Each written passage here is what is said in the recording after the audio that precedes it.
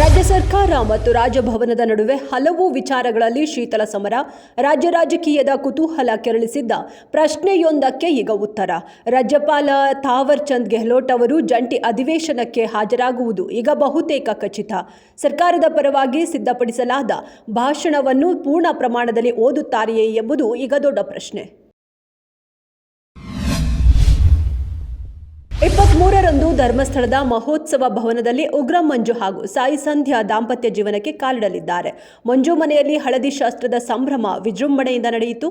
ಆಪ್ತರು ಹಾಗೂ ಬಂಧು ಮಿತ್ರರ ಸಮ್ಮುಖದಲ್ಲಿ ಅರಿಶಿಣ ಶಾಸ್ತ್ರ ಸಂಪ್ರದಾಯದಂತೆ ಮಂಜು ಅವರಿಗೆ ಅರಿಶಿಣ ಲೇಪಿಸಿ ಶುಭಾಶಯಗಳ ಸುರಿಮಳೆಗೈಯಲಾಯಿತು.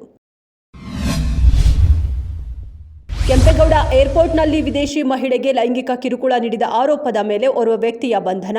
ವಿಮಾನ ನಿಲ್ದಾಣದ ಸಿಬ್ಬಂದಿಯಾಗಿದ್ದು ಭದ್ರತಾ ಪರಿಶೀಲನೆ ಹೆಸರಲ್ಲಿ ಮಹಿಳೆಗೆ ಲೈಂಗಿಕ ಕಿರುಕುಳ. ಕೆಐಎಬಿಯಿಂದ ಕೊರಿಯಾಗೆ ತೆರಳಲು ವಿದೇಶಿ ಮಹಿಳೆಯೊಬ್ಬರು ಬಂದಿದ್ರು. ಮಹಿಳೆಯ ದೂರಿನನ್ವಯ ಆರೋಪಿ ವಿರುದ್ಧ ಪ್ರಕರಣ ದಾಖಲಾಗಿದೆ. ಮಾಜಿ ಸಚಿವ ರಮನಾಥ ರೈ ಅವರು ದೇವಸ್ಥಾನಗಳಲ್ಲಿ ಕೇಸರಿ ಸೇರಿದಂತೆ ಯಾವುದೇ ರಾಜಕೀಯ ಧ್ವಜ ಹಾರಿಸಬಾರದು ಎಂಬ ವಿವಾದಾತ್ಮಕ ಹೇಳಿಕೆ.